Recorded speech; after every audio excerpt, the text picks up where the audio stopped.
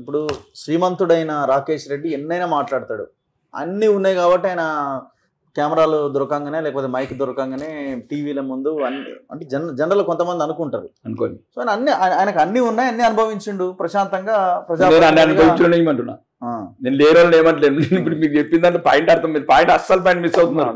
ఈ మధ్య interview Switzerland నేను ఏమంటున్నా అంటే మీరు ఈ మధ్యలో అన్ని కలగూర గంపలుగా మిక్స్ వెజిటేబుల్ ఇంటర్వ్యూ చెప్తున్నారు కాబట్టి మీరు మొత్తం లైన్స్ మిస్ అవుతున్నారు. నేను ఎప్పుడు కానీ నేను రాజకీయాలకు రాకముందు కానీ వచ్చినాక కానీ ఇప్పుడు కావాలంటే కూడా ఒక ఎమ్మెల్యేగా మీరు ఇలా ఆర్మూర్ అడగండి, బహిరంగంగా చెప్తాను, పేదవాడిని ఏమనకండి, వాడు పుట్టి నుంచి చచ్చిందాకా కష్టాలు అనుభవిస్తూనే వస్తాడు, ఉన్న వాళ్ళని అంటాను. ఇప్పుడు హిందూ ధర్మం కూడా నేను పేర్లు పెట్టే అవసరం లేదు, ఇది ఇప్పుడు చెప్పండి ఎవరికుంటారు సెంట్రల్ బ్యాంక్ అకౌంట్, జాతీయ ఉపాధి కూలికి ఏమంటారు ఉపాధి హామీ పథకం పోయే వాళ్ళకు ఉంటారా సెంట్రల్ అకౌంట్లు? జన్ధన్ ఖాతాలు చేయడానికి 50 ఏళ్ళు కాంగ్రెస్ ఈ ద్రోవులక పార్టీ అయిన కాంగ్రెస్ కాలేదు, మేము వచ్చినాక 50 కోట్ల పేదలకు జన్ధన్ ఖాతాలు ఓపెన్ చేసాం, రూపాయి పెట్టుబడి లేకుండా, రూపాయి బ్యాలెన్స్ లేకుండా.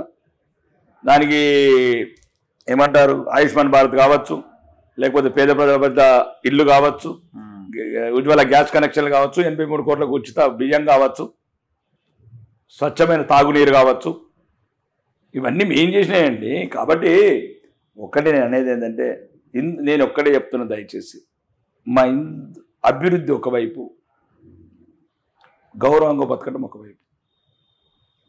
వాళ్ళు ఎట్లయితే నిన్న కూడా అన్నాను ఎంఐఎం లీడర్లని అసౌద్దీన్ గారు, దట్స్ రైట్, వాళ్ళని ఇన్స్పిరేషన్ తీసుకుని నేనైతే అసౌద్దీన్ ఓవైసీని ఇన్స్పిరేషన్ తీసుకున్నాను. ఎందుకట్లా?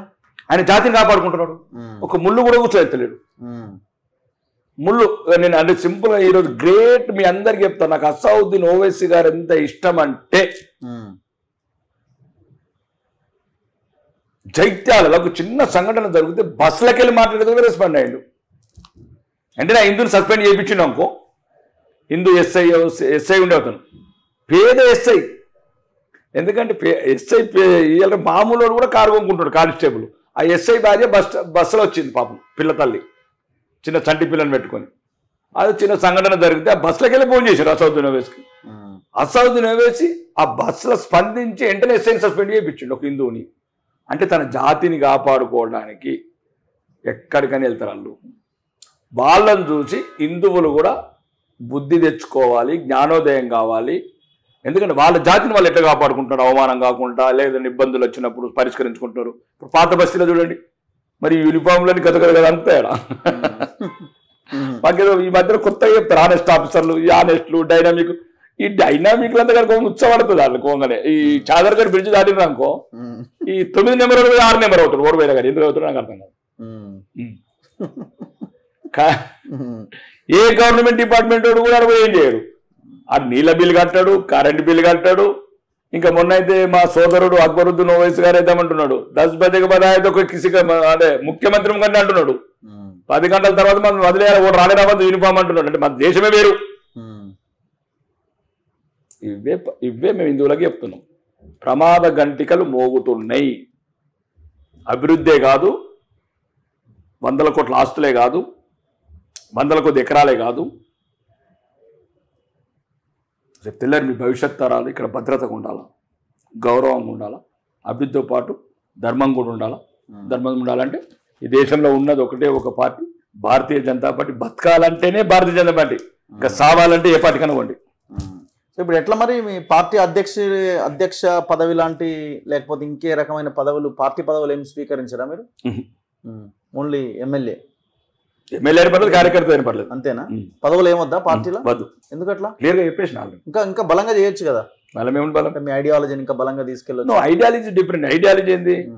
అందరితో పాటు పార్టీ సిద్ధాంతము తీసుకెళ్తున్నాం. ఇట్లా మీలాంటి ఛానల్స్ ద్వారా కావచ్చు, వేదికల ద్వారా కావచ్చు, చట్టసభల కావచ్చు. మీరు రేస్ లో ఉండరా? ఉండను. అధ్యక్ష పదవి రేస్ ఎవరు? మన కామారెడ్డి ఎమ్మెల్యే వెంకటరమణారెడ్డి గారు. సో భవిష్యత్ ఆయన ఉండాలనుకుంటున్నాడు.